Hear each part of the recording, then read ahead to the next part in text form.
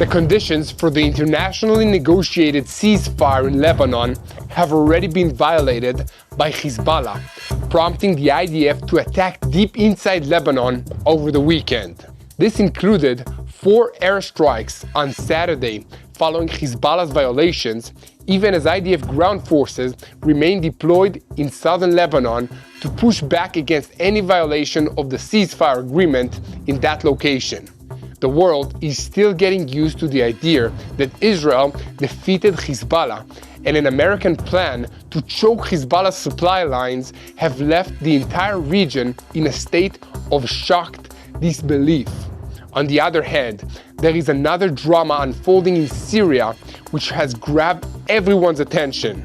For the first time in almost 4 years, the rebel factions in Syria have gone on the offensive against the Assad regime, catching the Syrian army and their Iranian-backed Shiite militia allies completely by surprise and taking control of Syria's second-largest city, Aleppo.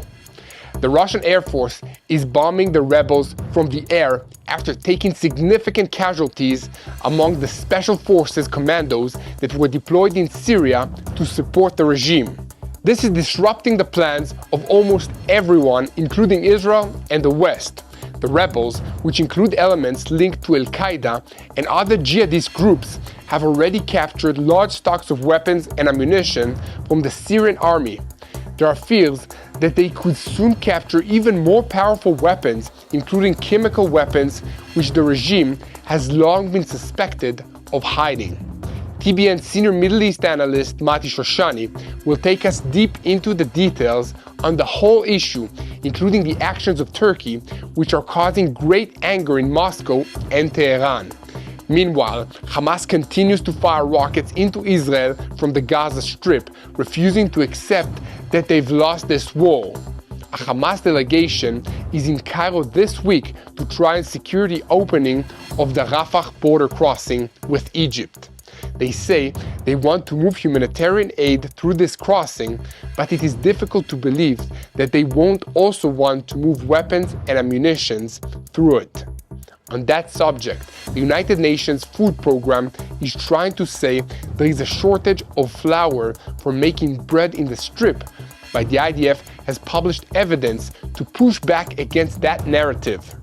And finally, Hamas continues its campaign of psychological warfare by publishing a sign of life from the hostage Idan Alexander. Our heart is with him and with his family. We have a lot to talk about today, so let's dive into the details.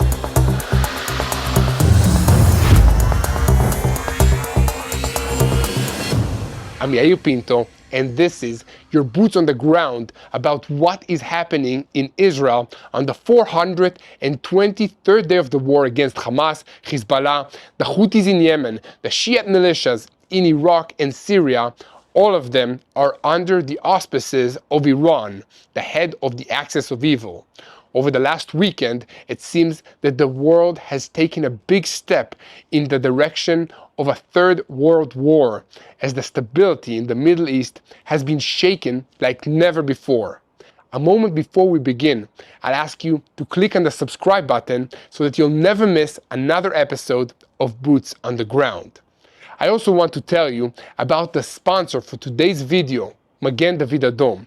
This organization cares for the sick, wounded, and injured people of this country, Israel, and they also help in delivering dozens of babies every single day of the year. We'll talk more about them later in the video, but first, the news. The IDF announced that it had detected activity that violates the terms of the ceasefire over the weekend. This included observing armed men arriving in the southern Lebanon area, loading an RPG-type weapon, boxes of ammunition, and additional military equipment onto a vehicle and driving into the area. The Israeli Air Force attacked the vehicle, which was probably meant as a test to see how Israel would react to such an obvious violation. IDF ground force has quickly arrived at the scene and found weapons and ammunition on the suspected terrorists. It was also reported by the IDF that activity was identified in a Hezbollah facility in the Tzidon area where rocket launchers were located. The the Air Force attacked the launchers as well as a military vehicle that operated in Hezbollah's missile production infrastructure. In addition to this, during searches by IDF forces in southern Lebanon in the last 24 hours, the soldiers located weapons that were hidden in a mosque used by Hezbollah terrorists and confiscated them. Earlier, the IDF spokesperson in Arabic, Colonel Avichai Aderi, published a message to the residents of southern Lebanon stating there is an absolute prohibition to move south from the Litani River from 5 p.m. until 7 a.m. According to the letter of assurances given by the United States as part of the ceasefire agreement in southern Lebanon, Israel reserves the right to act at any time against violations of the commitments that Hezbollah made under the ceasefire agreement. Outside the southern area, Israel reserves the right to act against the development of threats directed against it if the Lebanese National Army is unable or unwilling to deal with these threats. It is important to remember that if Israel decides to take such steps, it must coordinate with the Americans wherever possible. The IDF operations against Hezbollah over the past 90 days have left the Iranian-backed terrorist organization severely damaged but not destroyed. It is important to remember that Hezbollah is not just a terrorist organization and a criminal syndicate. It is also a political party with elected representatives in Lebanon's national parliament. However, the objectives set by Prime Minister Benjamin Netanyahu to push Hezbollah beyond the Litani River and bring residents of Israel's northern communities back to their homes, schools, and businesses appears to have worked. Hezbollah's military power has been shattered by the IDF campaign, which included the elimination of their senior leadership, demolish its long and short-range missiles, its capabilities to fire against Israel, paralyze its communication network, and destroy its military infrastructure in areas along the Lebanese-Israeli border. Here, at TBN Israel, we will continue to report on any development in the ceasefire with Lebanon. So guys, please help us by continuing to share our videos on YouTube and following us on social media.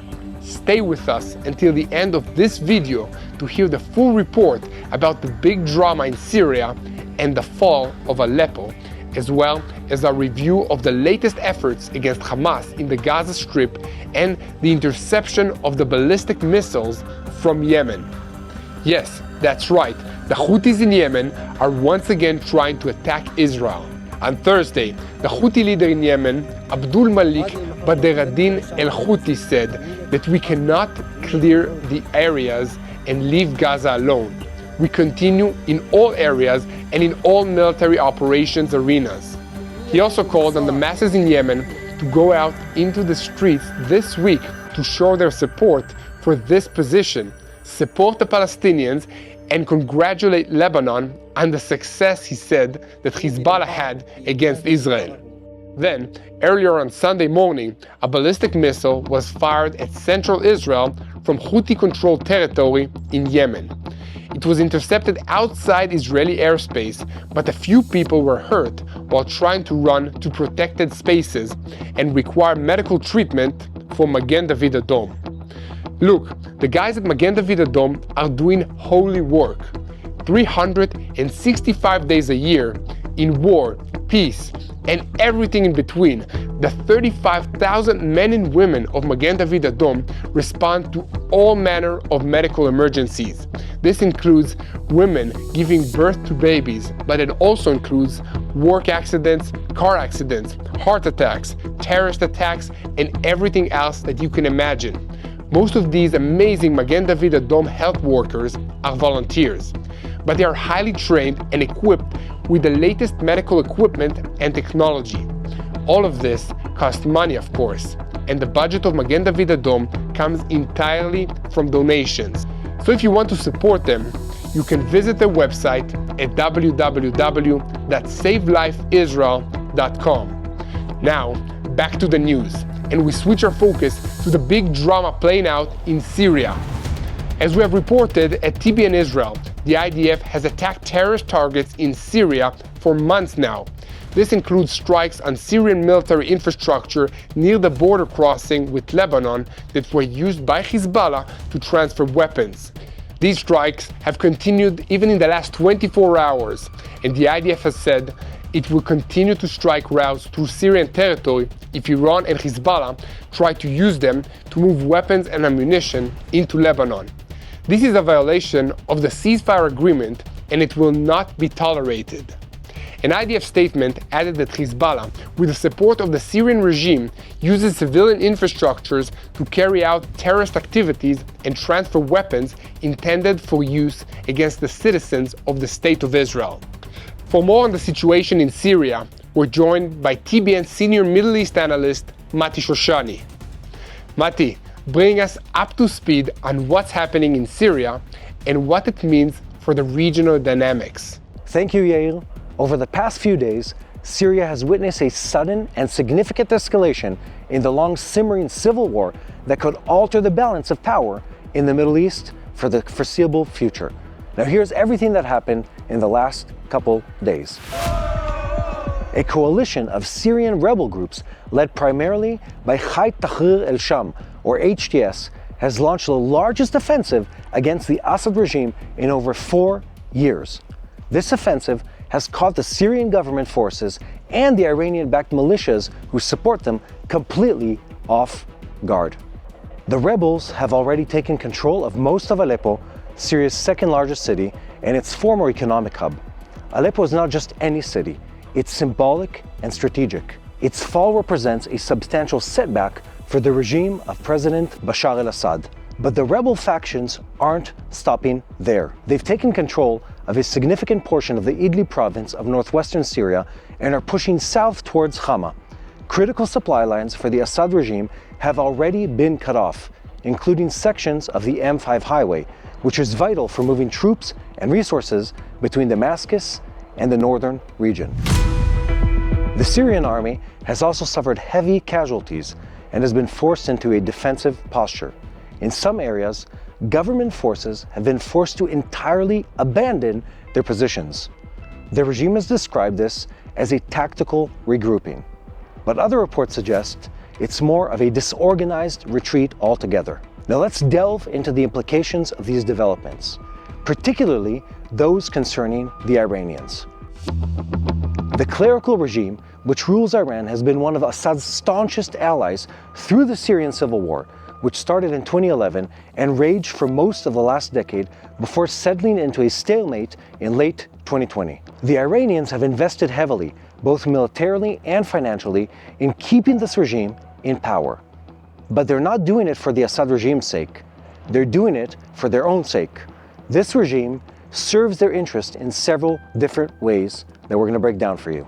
To start with, the regime's territory serves as a land bridge connecting Iran to Lebanon, where Hezbollah, Iran's most expensive and significant proxy, is based.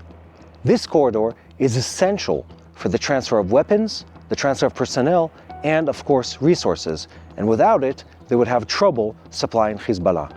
Maintaining a friendly regime in Syria also allows Iran to project power throughout the Levant, this region, countering Sunni Arab states and asserting itself against rivals like Saudi Arabia and Israel. This is all made easier because the Assad regime, dominated by the Alawite sect, is closely aligned with Shia Islam, which is central to Iran's identity as a Shia majority nation. The recent rebel offensive poses several challenges to Iran's regional ambitions. If Assad loses control over these key territories, Iran's direct land access to Hezbollah in Lebanon could be severed for good. This would complicate Iran's ability to supply Hezbollah with advanced weaponry, specifically through the land routes. It would also disrupt the flow of captagen and other narcotics, which is a major source of revenue for the Assad regime and the Islamic Revolutionary Guard Corps. Following the recent conflict with Israel, Hezbollah has been significantly weakened. The ceasefire in Lebanon has forced Hezbollah to regroup and focus on internal matters, limiting its ability to assist Iran in propping up Assad. The rebel factions in northwestern Syria saw this as an opportunity to strike at the regime while its most powerful ally was down, and they took it with both hands. Now, on top of that, Iran is already under severe economic pressure, and it's no surprise due to the international sanctions and internal unrest. Committing additional resources to aid Syria in this conflict stretches Iran's capabilities even thinner. Given these challenges, Iran is likely reassessing its strategy. Here are some possible actions Iran might take in the days and weeks to come. Now, Iran could deploy more IRGC units or mobilize Shia militias from Iraq or Afghanistan or even Pakistan to bolster Assad's forces. And however, this risks further casualties and international condemnation. And already Iran is under incredible amounts of pressure. It's also unclear if these forces, poorly trained and equipped as they are, would be very effective or make any substantial difference. Iran may engage in diplomacy with key regional players, which is something they've been doing too recently. Foreign Minister Javad Zarif is reportedly planning visits to Damascus and Ankara, which reportedly supports some of the rebel factions. Iran might seek to negotiate a de-escalation or new arrangements that preserve its interest in the region. Iran might also attempt to divert attention by encouraging other proxy groups to escalate tensions elsewhere in the region, potentially against the US forces in Iraq or against Israel itself. But there is another player in this game, and that is Turkey. As I've said before, and something we've talked about a lot, reports indicate that Turkey has given the green light to the rebels, providing them with equipment, with intelligence, and at least tactical political support. Turkey has long opposed Assad's regime and supports certain rebel factions and is no friend to the regime in Tehran at all. Beyond this, Turkey also aims to prevent the establishment of a Kurdish autonomous regime or region along its border and to increase its influence in northern Syria. As always in the Middle East, there's also a however. And however, there are risks to Turkey's strategy. They have a complicated relationship with the Iranians and an even more complicated relationship with the Russians, which is another major supporter of the Assad regime and which even has troops on the ground deployed throughout Syria to directly support the Assad regime. Some of those troops were killed in this last couple days of attack, fighting the rebel factions. And now Moscow has pledged to send more support, both physical and in manpower, to Syria soon. Although it is unclear what troops it can spare, as it is already spread very thin and heavily engaged in the Ukrainian conflict. For Israel, these developments present both opportunities and risks. A weakened Assad regime reduces Iran's foothold in Syria. This could limit the transfer of advanced weapons to the Hezbollah terrorists and reduce the immediate threat along with Israel's northern border. Israel may also find more freedom to conduct operations throughout Syria, targeting Iranian assets without the risk of direct confrontation with a stronger Assad regime or the Russian forces that are present. Another, however, of course, is that there are risks, as always, as the HTS, while currently focused on the Syrian conflict, has roots in Al-Qaeda. Their strengthened position could lead to increased hostility on behalf of those extremist activities near Israel's borders.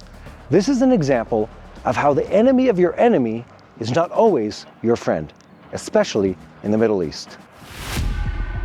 Another risk is that the power vacuum left by the fall of the Assad regime could result in chaos, such as we've seen in Iraq, with multiple factions vying for control. Now, this unpredictability may be challenging itself for Israel to formulate a clear strategy, especially since there's a possibility that large numbers of the refugees could once again flee Syria, with many of them likely to go to Lebanon and Jordan. All of this would further destabilize Israel's neighbors and cause many security and humanitarian problems for a region that's already very much stretched to the limit because of the wars. In addition to this, there's always the American factor to take into consideration, especially with the election of new President Donald Trump. The United States has limited its presence in Syria, but continues to have an interest in countering ISIS and limiting Iranian influence. On the other hand, the Russian support for Assad is motivated, of course, by its desire to maintain a strategic foothold throughout the Middle East, and of course to have access to a warm water port. This makes Syria yet another arena where the interests of the superpowers are coming into conflict. This could all prompt China, India, and even Brazil, and possibly other major regional powers to take action that would further destabilize the global situation. On a regional level, some Arab countries have been moving towards normalizing relations with the Assad regime in the attempt to seek a counter-Iranian influence. These recent developments could further disrupt those efforts in ways that could have both helpful and harmful effects on Israel's strategic situation in the Middle East. In summary, the sudden rebel offensive in Syria marks a pivotal moment. It also threatens to undermine Iran's long-term strategy for regional influence via proxies. Iran must decide whether to double down on its support for the Assad regime or to recalibrate its approach altogether. For Israel, while the weakening of Iranian influence is a positive development overall, the potential for increased instability and the rise of extremist groups requires careful monitoring and strategic planning, not to mention a whole lot of energy on the intelligence level. These events could lead to a realignment of alliances and power structures in this region. The actions of countries like Turkey, Russia, and the United States will all significantly influence the outcome. As always, Israel must stay vigilant, adapting to the rapidly changing landscape, diplomatic efforts, intelligence gathering, and readiness to respond to emerging threats. These will all be crucial in the coming days and weeks. And now, back to Yair Pinto. Thank you, Mati, for that detailed report. Clearly, the developments in Syria could have far-reaching consequences for the entire region. We'll continue to monitor the situation closely and provide updates as they become available. One of the best ways for you to stay informed is by visiting our website at tbnisrael.com for regular updates, and you can also support our work by donating at that location. Now, switching our focus once again to the Gaza Strip, where there were some important developments over the weekend. To start, the IDF reported the elimination of Ahmed Azmi Kadich, who participated in the massacre at the kibbutz Nir Oz on October 7, 2023. Kadich was employed by the World Central Kitchen, WCK, a humanitarian NGO. Representatives of Israel's coordinator of government activities in the territories demanded clarifications and an urgent inquiry from senior international community officials and heads of the organization regarding the employment of a terrorist who was known to have participated in the October 7th massacre of Israelis. An IDF statement said that the IDF and the Shin Bet will continue to act decisively to locate and eliminate military terrorist operatives who carry out terrorist activities against Israeli civilians, as well as those involved in the murderous massacre events of October 7th.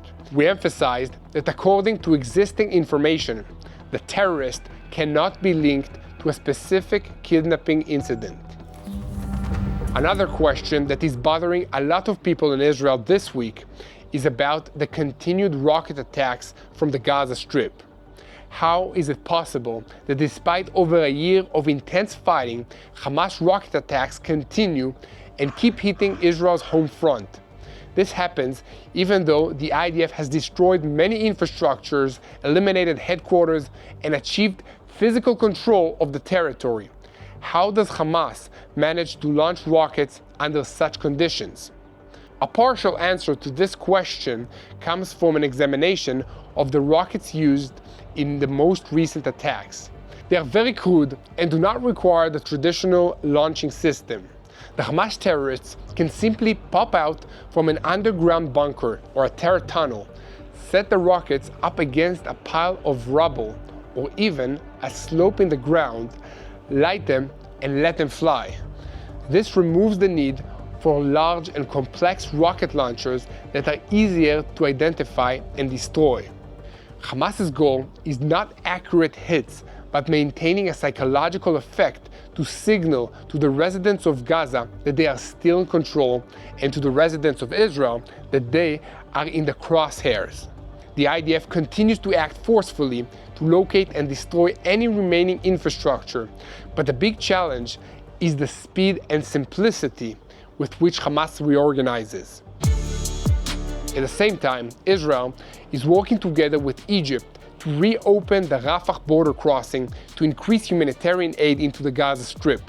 The plan is to quickly get to a point where 200 trucks can cross every day with full supervision over the identity of those crossing. Despite the claims of food shortages, Israel has published documentation of active bakeries in Gaza and emphasized that 800 aid trucks have already brought in supplies, and those supplies are awaiting distribution. The move highlights Israel's practicality in managing the humanitarian crisis alongside regional talks for a ceasefire and the release of the Israeli hostages. Remember, we still have 101 hostages in the Gaza Strip. We need to release them and get them back home. Let me tell you more than that. This coming weekend, a special episode will be released in which our reporter, Mati Shoshani, traveled into the Gaza Strip to see firsthand the amounts of food entering the Gaza Strip to be distributed for the Palestinian people. Here at TBN Israel, we bring you the first-hand story with our eyes and ears wide open and our boots on the ground. So click on the subscribe button and help us share the truth with the world. To conclude, Hamas is continuing with another brutal method of warfare against the Israeli civilians, which is psychological terror. On Saturday, Hamas posted a video of the hostage Idan Alexander, a lone soldier from New Jersey who came to Israel to serve in the IDF without his family. On October 7, he was kidnapped from the Kisufim outpost after volunteering to stay on base over Sabbath, Saturday. It's worth mentioning that this video comes about 2 weeks after the Islamic Jihad published 2 videos of the hostage Sasha Trupnov. In the video, Alexander says that he has been in captivity for over 420 days. Here at TBN Israel, we have chosen not to cooperate with the psychological warfare campaign of Hamas, and therefore we will not repost this video. However, it has been seen by Alexander's family, and his mother, Yair, said, "It shook me and my family. Alongside the hope it gives, it also shows how difficult Idan's situation and that of the other hostages is, and how much they cry out and yearn for us to save them now." Idan represents all the living hostages who cannot make their voices heard, and this voice needs to resonate and shock everyone. We need to bring our hostages home. Guys, please continue to pray for our hostages in the Gaza Strip so that they will be reunited with their loved ones back in Israel, healthy, physically and mentally. Please, we need your help to spread the truth, so please share and follow us. And most importantly, unite in prayer for the IDF soldiers, for the Israeli citizens that are suffering for over a year of war. Let's pray for the residents of the northern communities to get back to their houses. Let's pray for all the citizens, all the civilians in this region that are affected by terrorism to have a better future in this region. And let's unite in prayer for the peace of Jerusalem, because God is in control, and together we will win this war.